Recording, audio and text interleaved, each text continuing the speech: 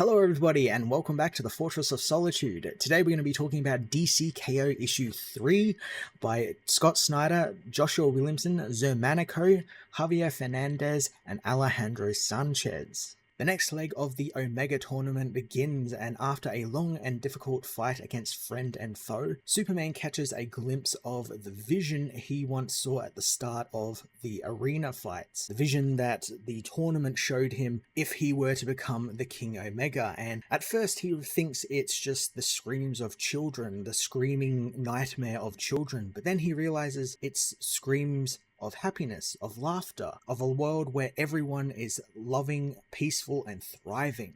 Clark notices that this world is literally him as well. Somehow he's now also every atom and particle and person of the world, and it makes him realize this is the same vision that he saw at the start of the tournament. The vision of a world that could be his should he win the tournament and become the King Omega. He tries looking away from it but can't, since the beauty of it overwhelms him. So I said way back in the Superman's portion of the All Fight Month books that I wonder if you'll get a look at Clark's vision, and I guess we got one. It's pretty easy to guess what would have actually been his perfect world, a peaceful world where he doesn't have to be the hero, everything is fine, everything is just great. But I like that this world is very 31st century Legion of Superheroes coded, it's full of great technological advancements for the time it's in, and it just feels like it's just like this perfect world. Clark jolts awake and the Heart rips the vision away from him as Lex appears, asking if Superman had a good dream, since he had a fucking great one. The Heart suddenly teleports all of the other contestants into the arena, and Superman reunites with Wonder Woman, finding the small group seems to be all that is left. The Heart welcomes them to the third round of the tournament, detailing how in the pursuit of victory, Darkseid would often ally himself with unexpected beings. So this battle will be one of teams, with each hero choosing a partner. So hell yeah, we are getting tag team battles, all-out war, all contained into this one issue. I really like that they didn't do Fight Month Part 2 or Phase 2, where we got several more tie-ins. I like that it's all condensed into this one issue. Keeps the flow really nicely, it keeps it moving very nicely. The comic is non-stop action, and yeah, it just keeps it moving in a nice pace while also delivering some really great storytelling. Wonder Woman asks if they are to select partners from their small group, but the surviving heroes and villains find themselves in an arena surrounded by the giant stone statues of those who fell in the Fight Month and the first and second trial. The Heart of Apocalypse talks to the heroes, telling them that they will choose from the fallen champions around them, and there is one among them who has generated a vast amount of Omega energy, and they will get to choose a partner from across all realms of reality. The Heart reveals that this champion is the Joker, something Cyborg and the other heroes are not too pleased with. The Heart tells the heroes that they will choose a partner from the statues around them, be it a hero, a villain, a friend, an ally, or someone who was completely out of left field, and implores them to choose quickly or the Heart will choose for them himself. And the heroes begin making their choices, and the Heart almost has to choose for Superman until the hero makes his selection at the last moment. So I guess this was the Joker being a head thing that we saw in Night Fight issue 3, where Batman was specifically told by the Heart that Joker was winning the tournament. He's the one getting the most Omega energy generated, the most clicks, the most views. And I can totally see this being like, some sort of thing like a wrestler, there's a popular wrestler, so he gets more airtime on the TV, cutting promos, all that sort of stuff, gets focused on much more. That's what's happening here. It also keeps up with the meta commentary, as all anyone seems to be talking about online is Joker's win over the Red Hood, and how made a lot of people quite angry. They either didn't read the book, saw out of context panels, or just didn't understand what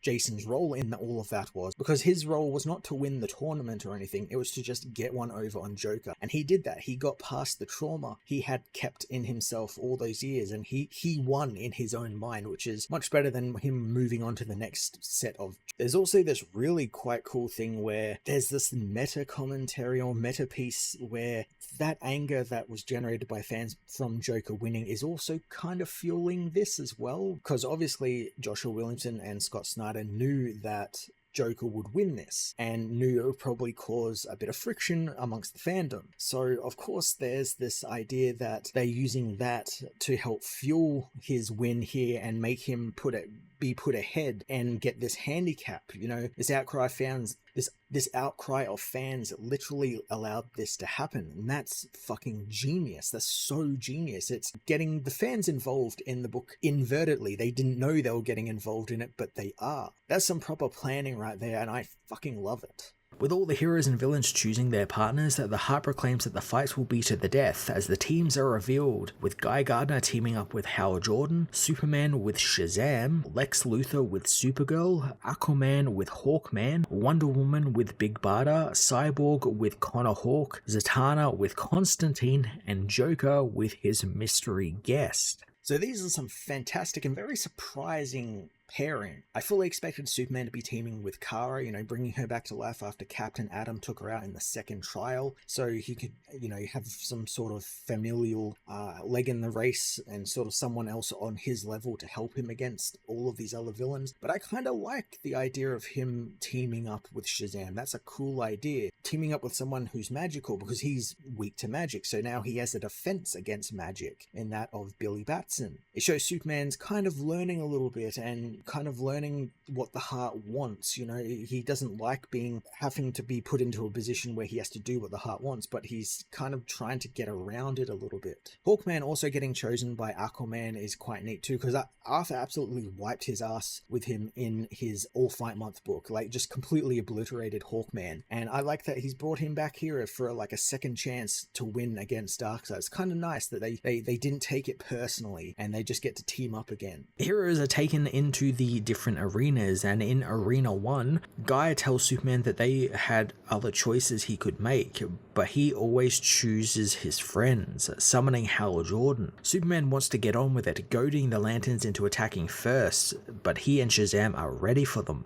In Arena 2, Hawkman thinks that Arthur brought him back for a rematch, and Arthur knows that he is a true friend and a true warrior, so he would be honored to fight beside him with air and sea superiority. The hero is ready for a fight against Lex and Supergirl, who immediately attacks Lex, asking the villain if he really thought that she would team with him. She asks if Aquaman and Hawkman want to team up with her, and they happily oblige her. So yeah, this is the good stuff. Just all-out chaos, betrayal, interesting fight setups. It's all the stuff that I know people wanted, and it's all in this one issue. It's all condensed down into this one issue, and I really like it. I'm really enjoying just how fast-paced and how coherent and how everything flows into one battle after another. Arena 3, however, is a bit more team-orientated, as Wonder Woman fist bumps Barda, happy to be teaming with the Warrior, as Cyborg hugs his old friend Connor, telling the Archer that he is one of the deadliest fighters in the world, and he's even more so now as he's just infused Connor with nano enhancements that will make him faster and stronger. The former Titans get ready for Wonder Woman and Barda, as in Arena 4, Zatanna and Constantine face down Joker, demanding to know who he chose as his mystery guest. Joker, giddy with excitement, knows that he loves to laugh, so why not choose a partner who loves to laugh as well? Joker's partner is revealed to be motherfucking Batman Who Laughs,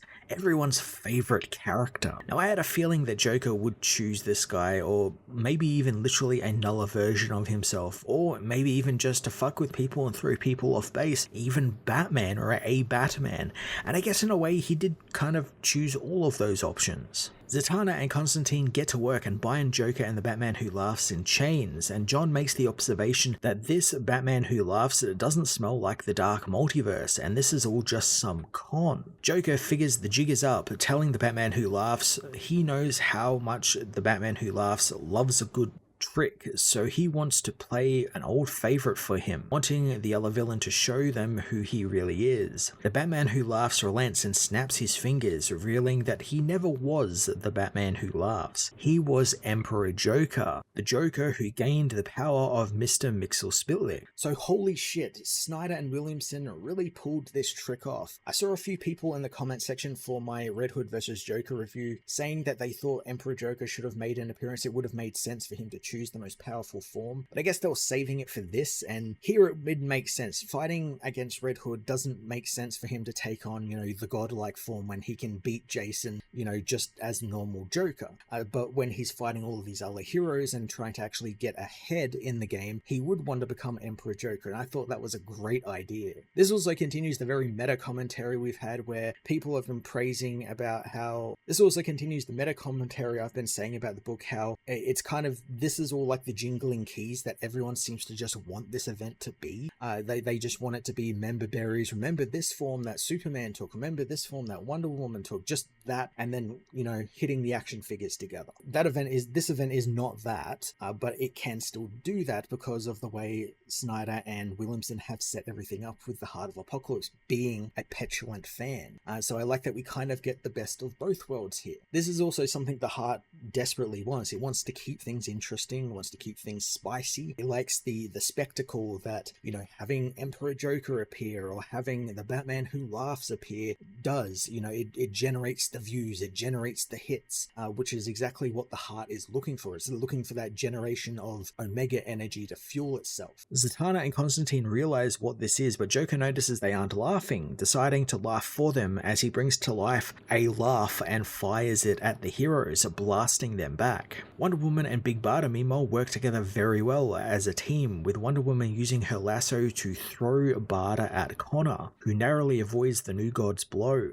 Connor asks why Cyborg chose him since there were so many other better options, but Cyborg grabs Connor, using his cybernetic wires to attach himself to Connor's arm, as he says that he chose him because he's one of the deadliest fighters in the world, and picked for his particular type of deadliness, since he studied at the ashrams, which is all about the unpredictability and human impulse, the perfect defense and offense against traditional warriors like Wonder Woman and Big Barda. Cyborg copies Connor's skills and absorbs them through his connected wires, allowing him to gain all of Connor's deadly fighting skills as well. Thanks to Cyborg's nano enhancements he gave him at the start of the match, Connor is now as fast and strong as Cyborg too, making them what he calls the Twin Titans. Now this is such a neat idea. Cyborg's copying his abilities, using them in tandem with Connor. It's actual teamwork together, it's interesting to see how these hero teams fight so well in unison, and then you've got people like villains like Lex Luthor, who's kind of forced to choose another hero, and then that hero immediately attacks him because he's a villain, so he's kind of on the back foot, he's kind of getting his ass beat, and maybe not what he expected, but maybe also it is. Maybe we'll see what happens a little later on in the issue. Zatanna and Constantine meanwhile defend themselves against Emperor Joker. Thanks to Joker's magical constructs, Constantine becomes infected with a Joker toxin. As Zatanna is forced to fight Constantine along with Joker alone, Wonder Woman tells Barda to punch her as hard as she can. Barda reluctantly does so, smashing her fist into Wonder Woman's crossed gauntlets, which caused a huge shockwave, blasting Connor and Cyborg away and knocking them from the arena and making Diana and Barda win the match. Barda asks if her strength was why Diana chose her, but the hero reveals that she chose her since she was trained in the fire pits of Apocalypse, and Barda might know about the Heart of Apocalypse, so Diana wants her to tell her everything she knows about the Heart. So we're finally getting to find out that there were some actual reasonings behind some of these choices. It wasn't just because they were interesting pair-ups like Superman, Shazam, Lex Luthor, and Supergirl. There's a story reason, a story that, progresses the plot forward. Like in this case, Wonder Woman finding out about the Heart of Apocalypse. What it is, what it exactly does.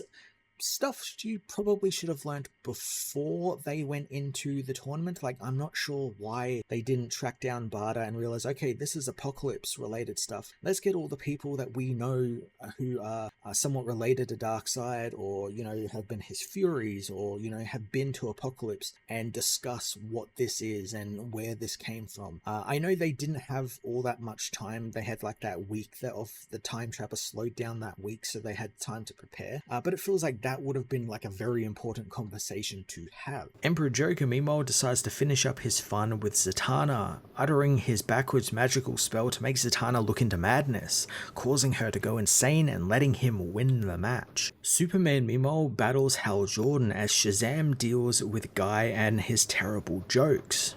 Clark apologizes to Hal for attacking him, but Hal doesn't want his apologies, knowing lots of them figured Superman would be the one to beat, and that's why the one item he brought into the ring with him was something special. Hal reveals that he bought a Black Mercy parasite, contained within his own sheer will, which Hal unleashes on Superman, and the parasite attaches itself to his chest, pulling him into his own dream and vision of a perfect world. Okay, so this is kind of like the smartest thing Hal Jordan has done in a very long time. This is some 4D chess shit from him to bring a Black Mercy into a fight because he knew at some point he or someone else close to him was probably going to end up fighting Superman. I like that they're aware that Superman is like the big one of this event. Like, this is his event. You know, we had the Batman event, we had the Wonder Woman event. This is the Superman event. I'm actually kind of impressed he also managed to get one over on Superman and actually put the Black Mercy on him. And the Black Mercy wasn't something I actually expected to appear in this book, but I like that it's being used to further this through line we've seen of Clark where he gets to see the vision of his future and how it's just like this perfect, peaceful utopia. The Black Mercy takes Clark off the game board as Supergirl continues beating the crap out of Lex, asking why the villain thought he would ever have her on his team. Lex knows why, blasting Supergirl with red kryptonite radiation, which enhances her rage and puts Aquaman and Hawkman in danger as she is overcome by the red rage, apologizing to her cousin for what she is going to do. So Lex's plan is finally revealing itself, and it's pretty cool. I quite like it. It's just unleashing a very angry, Red K infected Supergirl onto the board, causing all sorts of chaos. This is what I would call the board flipping moment that you get sometimes when you play games with your family, you know, that moment where someone gets angry and just flips over the board or does something that disrupts the game, and that's exactly what this is doing. This is Lex, you know, just sitting back, letting everyone else fight, and then he comes in and takes the win. Obviously, Lex has had control of Supergirl in the past. Lex used to control the Matrix, which took the form of Supergirl during the 80s and 90s. It was this weird sort of goo being that took her form, and then eventually it died, and, you know, the real Supergirl was revealed a little later on. But it was just this weird time where there was this Supergirl who was in control by Lex Luthor, who I think at that point was Australian because he'd put his mind into one of his son's body. It was weird. The 1980s and 1990s of DC Comics was a weird time. While Supergirl rampages through the arena, we return to the game night Clark and the others were having before the tournament. Lois leaves to find Clark doing the dishes, knowing that he's hiding away from the fact that he lost the game. Clark won't admit it, but Lois tells him how when she and her sister were young, their father would never let them win at games either, and while she liked it, it crushed Lucy, despite her father seeing it as an act of love for both his children. Lois knows that this is what Bruce likes to do, since he will push Clark to win as an act of love, even if it makes Clark hate him. She knows that her husband enjoys watching people win, and so Bruce's ploy doesn't actually really work, and makes for awkward game nights. Grabbing a fresh bottle of wine, Lois tells Clark to get out there to the game night and be Superman. So I really like this read on Clark and what he wants if he is to succeed, you know. He doesn't really want to. He likes seeing everyone else win and likes seeing everyone else sort of succeed in their goals. You know, he likes sitting back and just watching it. That's the way he succeeds, by watching others succeed. And that doesn't work well for this game because the game wants him to actually want the win, actually wants him to participate, and that's something he does not want to do. This has also been kind of a through line through this entire series where Clark is constantly up against the wall and up against the threats and choices he has to make in this arena. It's completely against everything he would choose to do, but he has to do it in order to win. Otherwise, someone like Lex or Joker will become King Omega and just completely destroy all of reality. We've seen him sort of dip down a little bit into that sort of Darkseid-esque-ish stuff where he cut off his own hand just like Darkseid did to gain some of his Darkseid's power, and now we see him here being tested again as he has to choose an ally who would give him power and give him hope to win in the next round, and that's why he chose Shazam. Snyder and Williamson also testing Superman in interesting ways is cool. I like when a hero is tested in this way, and it's a way that's not your usual cookie cutter way, like, oh, they're just thrown into a situation where they can't just fight their way out of. Superman could, but he doesn't want to. He doesn't want to do that because that's what Darkseid would do. The Heart watches as in the present, Clark sees a clear vision of his perfect world, where not only did Superman fix the present, but everything else, from the past, present, and future. The Heart is confused at how he could even do that, as it watches Superman, who along with Lois, John, and a legion of superheroes wait for Jor-El and Lara to join them from the past in the present, finally getting to meet their extended family. So this is pretty much an updated version of the man who has everything story in the dream that we saw with Superman has his family, his real parents are there, Jor-El and Lara are there, everything's great and everything. It's just an updated version of that original Alan Moore storyline. The Heart also can't seem to comprehend how he was able to do stuff like this, like bring his parents back to life somehow, and how he was able to do this, and it's really quite a simple question and an answer. He's able to do this because he is Superman. For Superman, nothing is impossible.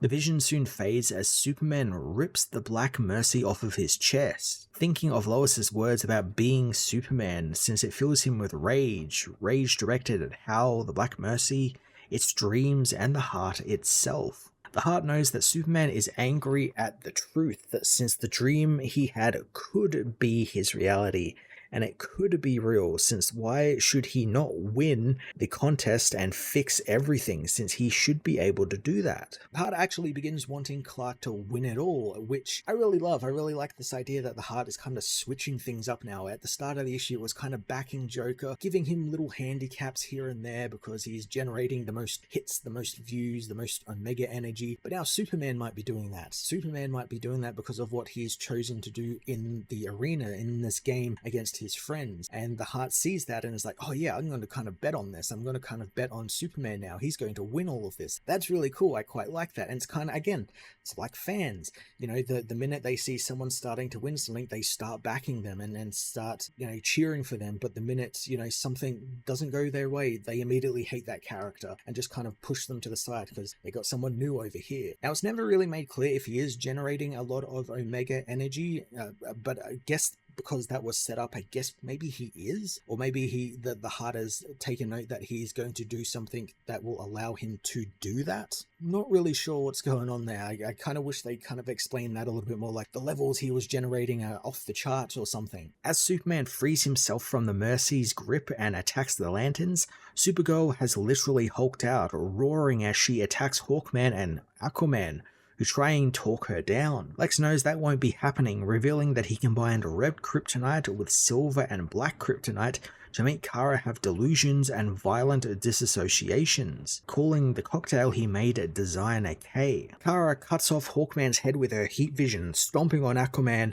which gives Lex the win, making him move on to the next round. Across in Arena 1, Superman apologizes for bringing Billy into this, and the injured hero refuses to accept the apology, since Superman gave him a second chance, and that is who they are. Superman actually wonders if it is, and the Heart knows that he gave Billy a second chance, but maybe he also brought the hero there because of another reason. Hal and Guy manage to right themselves, wanting to continue the fight, as Superman tells Shazam that he chose him because of what he can do with his powers for others. Billy understands what Superman means and wants, uttering his magic word as he blasts Superman with the power of Shazam, gifting the Man of Steel all of the powers of the gods, on top of his own Kryptonian powers. So this book is chock full of just insane plot reveals, plot turns and shifts like this. Super Shazam. It's just another cool one of these things that I know tons of fans have thought about, like what would happen if Superman got Shazam's powers? And I like the idea is,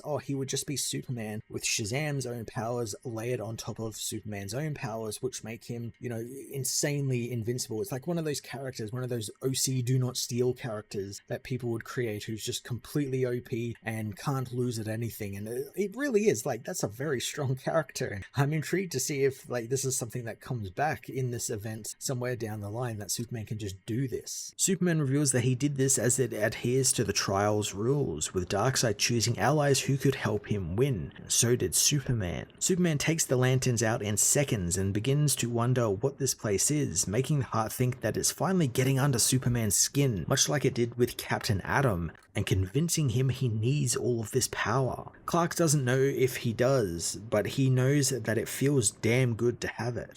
Clark wins the match against the Lanterns, reducing both Guy and Hal to nothing more than smoking, broken lantern rings.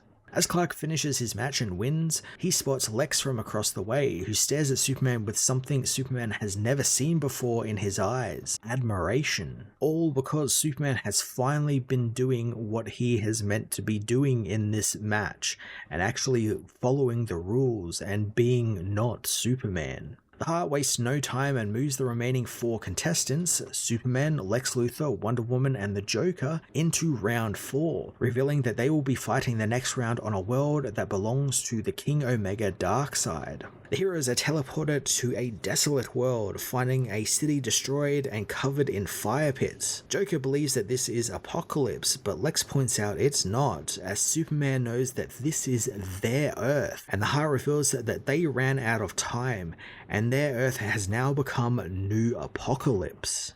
The Heart knows that while this is their Earth, they are no longer its champions, and reveals who the Earth's new champions are, as the Absolute Superman, Batman, and Wonder Woman, along with Booster Gold, confront the group, ready for a true final fight. So we all knew this was coming, and it's finally here. The heroes are going to fight the Prime Universe heroes. Now, technically, they are not the Absolute Heroes.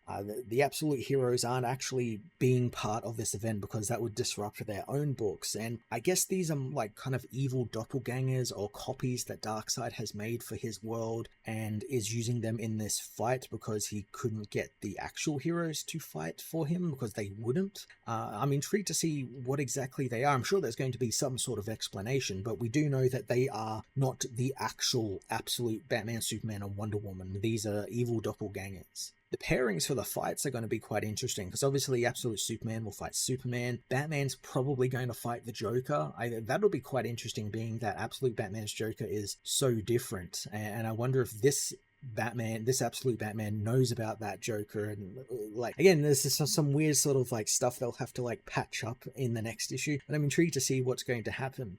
I guess also Lex is going to fight Booster Gold because there is a relationship there, because Lex was part of the Quantum Quorum, and what he knew what Gorilla Grodd was up to and what the Quantum Quorum was up to, so he knows what Booster was up to and how Booster was infected by Darkseid. So I like that they have actually connected that Booster Gold backup from the All Fight Month books into this, and then obviously into what comes next in the next couple of tie-ins in the backs of those. I'm intrigued to see what they're going to do with that story. DCKO issue 3 was a no-holds-barred action extravaganza, all for those people who want that sort of stuff, and really only that sort of stuff, because that's all this book was. It was just non-stop chaotic action. I'm glad this is what the main event was for this issue. I kind of felt like it needed to be just non-stop action full of great reveals, revelations, which were all peppered out throughout the book. There were some really great ones, especially pertaining to Joker and Superman a little later on in the book. I didn't expect to see Superman combine his powers with Shazam at all. Like, that's a really cool idea. I didn't expect to see Emperor Joker either. That was a damn cool pull from way back in the early 2000s that I really appreciated. What I really liked about this book, though, was the focus on Superman's continuing war within himself, about how he's going about doing this tournament and how he's kind of falling down the route Darkseid took, and he's kind of having to sort of embrace that this is a game and he will need to do what he can to win, otherwise people like Joker and Lex Luthor will win. It's this great sort of push and pull for the character that I've enjoyed Scott Snyder and Joshua Williamson doing with him, is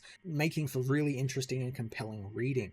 The meta commentary on the Heart of Apocalypse, just kind of being the spoilt fanboy, continues to be such a huge win for this series and this entire event in general. I love everything they're doing with the Heart and how it's manipulating things behind the scenes to make sure a certain character gets more handicaps than the other characters because they're getting the clicks and the views and the Omega energy, and how it can switch up that in a heartbeat because someone else is now winning. You know, it's just like fans. It's just like people like me, people like you watching this video, who switch up their allegiances with characters time and time again. I can't wait to see what other cool things Joshua Williamson and Scott Snyder have in store for us in the next issue, as well as in the next line of tie-ins, Aquaman and Titans, and some of the other books like The Kids Are All Fight. Really looking forward to all the stuff that's coming with Homelander and all of those characters from Mortal Kombat coming in and how they factor into it. Some really exciting stuff coming for DCKO in 2026, and I cannot wait for it. I'm going to give this issue a 9 out of 10. So thank you everybody for joining me here for DCKO issue 3. I hope you enjoyed it. Like and subscribe if you haven't already. Comment down below what you thought about the issue and what you liked about it. What was your favorite of the little fights that happened in the book? And tell me what you think is going to happen in the next issue. Till next time, thank you for joining me.